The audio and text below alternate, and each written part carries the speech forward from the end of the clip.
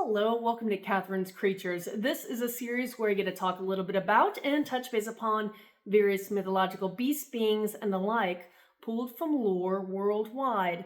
And I always like to preface by saying I am not a linguist, so if I mispronounce anything, I do apologize in advance. And today, per recommendation, I'm going to be talking about the Echidna. No, we're not talking about the actual mammal called the Echidna, but this one comes from Greek mythology. And so this particular Echidna is thought to be this kind of half woman, half serpent like monster who is known to live in a cave, and I'll delve more into that in a moment. She is the mate of another famed monstrosity called Typhon, and together they sire numerous other monsters that are very important throughout Greek myth. And as far as her origins go, they are debated depending on who is telling the story. Now, some of the variations are the fact that she was the daughter of the sea goddess Ceto. Others say it's actually one of the Oceanids. Some say Calliope or the Oceanid Styx. But as you read stories, you'll realize there are often variations, and so her parentage is one of them. As far as her fathers go, and I said plural, yes, because again, depending on the particular text you're reading, most of them say her father was four seas, sea god. Other times there are some alternative options, Phanis being one of them. And just to throw things for an entire loop, another particular pairing that sometimes is noted to be her parents is the god Tartarus and the goddess, or kind of these kind of precursors to gods, essentially Gaia, the goddess of earth as we usually think of. Anywho, so there is a lot of variability already in Echidna's story, starting with who even sired her.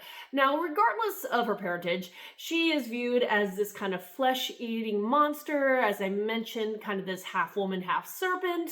It is described in certain texts that she was not like either mortal men or the undying gods, though they didn't really go into the example why. Some of that may go back to the fact that it was often believed that she actually couldn't really die due to old age, and she actually didn't age in any way at all, some other people say.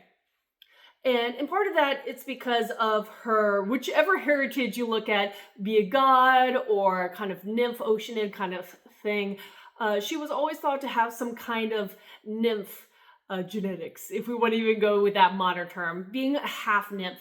And because of that, her feminine components, her female components, are often viewed as beautiful, noted as being fair of cheek, having attractive eyes. Yet when you get to the serpent parts of her, obviously that's where the monstrousness visually begins. One particular writer described her serpent's parts to be speckled and unappealing because of that, this kind of freckled, speckled skin. Now, what was her purpose? Outside of being essentially the mother of monsters, is sometimes a term that you may hear associated with her, she was thought to be either this solitary creature that lived in this particular cave. The cave's location has been debated about by many people, and so again, lots of variations with her story. And other times she was noted to be a denizen of the underworld, so something else a little unnerving that way. In the particular stories, when she is the denizen of the underworld, her description varies to the more dramatic versions, where she was said to have hundreds of heads rather than just one, and again giving her that supreme monstrous look to her. And in those regards would kind of parallel with Typhon, who also was supposed to have numerous heads in his description as being her mate. Now, whatever and however she specifically viewed and looked like, she was again this mother character, and her offspring are end up being a large number. Some of them are accepted overall, others were kind of tacked on by a particular writer or another. Now, the ones that everybody agrees on, we have Orthrus was the first, being a two-headed dog, followed by Cerberus, the three-headed dog, which is associated with the underworld. The Lernaean Hydra, the very creature that Hercules has to go and slay during one of his tasks, that have multiple heads and they regrow. So if you've heard some of these before, it's because I've mentioned some of these in other of my creature features. So now, outside of those three, this is where it kind of starts becoming variable. She's sometimes noted to be the mother of the Chimera, the fire-breathing three-headed monster of fame. Another one she's more often than not associated with is being related in some way, shape, or form of the Sphinx. So the Sphinx is supposed to be, at least the Grecian Sphinx, I should say, as being a descendant of the Echidna. Beyond that, there are even others, and I'm just going to even name a few because, again, the list goes on. Nemean lion, which is the lion also from the Hercules tales and Heracles tales, the one with the quote-unquote impenetrable hide.